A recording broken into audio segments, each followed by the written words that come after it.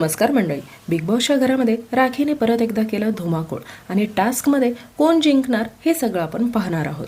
तर मित्रांनो, राखीने परत एकदा संस्कृतीसोबत पंगा घेतलेला आहे. आता संस्कृतीच्या कपमध्ये कॉफी या चहा पिल्यानंतरनं संस्कृती तिला फक्त एवढंच विचारते की बाई माझा कप तू धुतलीस का. तर आता राखीला कसा तर करून मुद्दा करायचा असतो आणि ती स्विमिंग पूलच्या पाण्यामध्ये तिचा कप धुते. आता या गोष्टीवर कुणालाही चीड येणार स्वाभाविक आहे, हे राग आहे ना. तर आता संस्कृती जी आहे ते राखीचा कप घेऊन पूलमध्ये नेऊन टाकते. आता ही गोष्ट जाऊन लगेचच प्रभू जो आहे मीडिएटर, तो लगेचच राखीला जाऊन सांगितला. एनी हाऊ राखीनं त्याला सांगितलेली आहे की घरात काय काय होते ते तू येऊन मला सांगायचं. प्रभू तंतोतंत पालन करतोय तिच्या गोष्टींचं. तर आता राखी जी आहे ते संस्कृतीचे कपडे घेऊन तिने स्विमिंग पूलमध्ये टाकलेलं आहे. तर आता दोघींमध्ये झटापट पण होणार आहे कपड्यांवरून की माझ्या कपड्यांना पर्सनल गोष्टींना हात नाही लावायचा असं संस्कृती बोलते.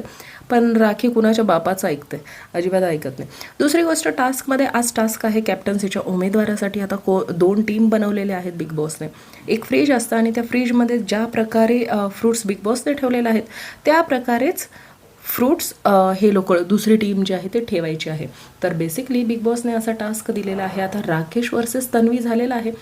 तन्वीने राकेशला नाचलेला कांदा असंही म्हणलेलं आहे, कारण राकेश तिला अडवतो आणि तो रेवाला हेल्प करतो. त्या गोष्टीवरून ती जास्त चिडली आहे.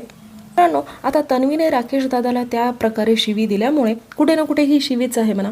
तर आता ते शिवी दिल्यामुळे राकेश दादाला पण थोडीशी चीड येणारच आहे. आणि नेमकं कोण चुकीचं आहे कोण बरोबर आहे हे आपल्याला आजचा एपिसोड पाहिल्यानंतरच कळणार आहे. मित्रांनो, तुमचा सपोर्ट कुणाला आहे, तन्वीला आहे की राकेशला आहे, हे कमेंट बॉक्समध्ये सांगा.